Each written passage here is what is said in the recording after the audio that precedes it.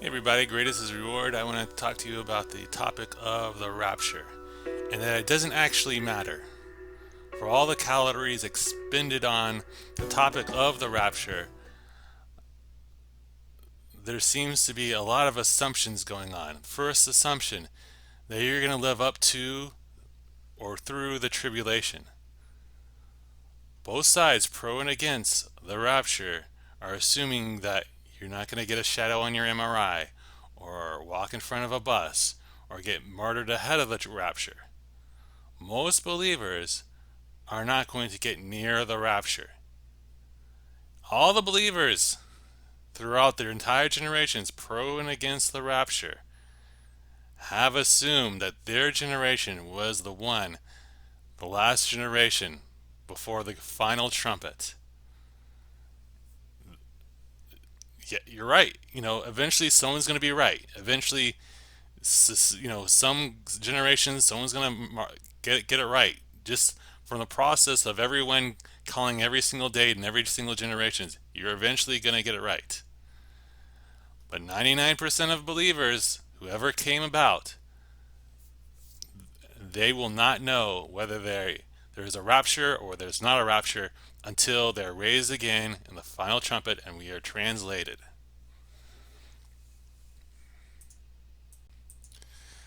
So the next topic, number 2.2,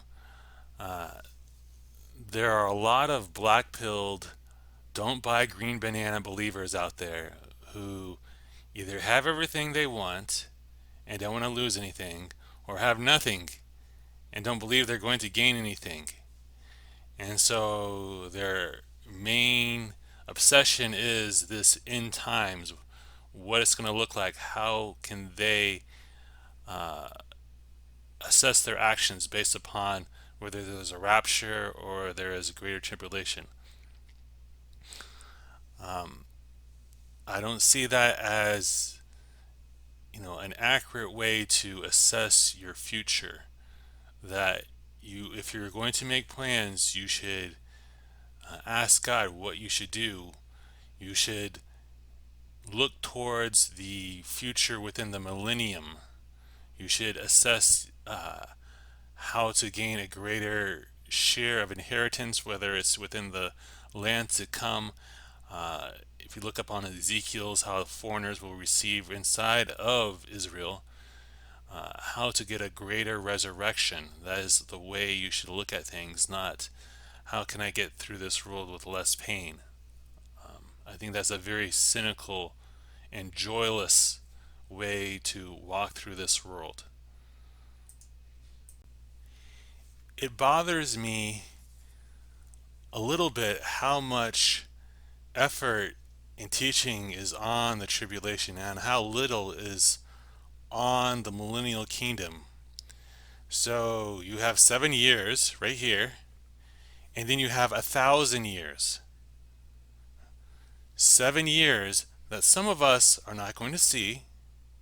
Some of us are going to die beforehand. Some of us are going to get martyred. Some of us are going to, whatever is going to happen. A lot of effort is being spent. 7 years tribulation, rapture, blink of an eye. Very little on the 1,000 year reign of our Savior inside the millennial kingdom, where there's a new temple and new sacrifices in the book of Ezekiel between 40 and 48. A lot of effort into the rapture and the tribulation, which is not that long of a time compared to the 1,000 year reign, which we will all see. We will all, it will be as solid as the desk that I'm talking from. It'll be solid as the ground beneath your feet. We will all see the 1,000 year reign. We may not all see the tribulation. We will all see the 1,000 year reign.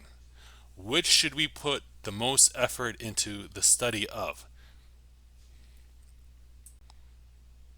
So, in conclusion, let's not burn down the house of God over the top of the tribulation, the rapture. These are important to understand. There is a blessing associated with the deep study of of Revelations, and it'd be wise for you to receive this. But there's other rewards going throughout the whole Bible. Let's not exclude ourselves from the other rewards. Gerazim, okay, John 15:16. All right. If you're being fed by this message and you're being fed by the other videos on my channel, please look into my book. It's on Amazon, The Prosperity versus Austerity Doctrine by Morgan McGee. I also take donations, Bitcoin and Dash. Link in the description below. If you like this and you want to share it with other people, please do. Thank you very much, and God bless. See you at the final trumpet.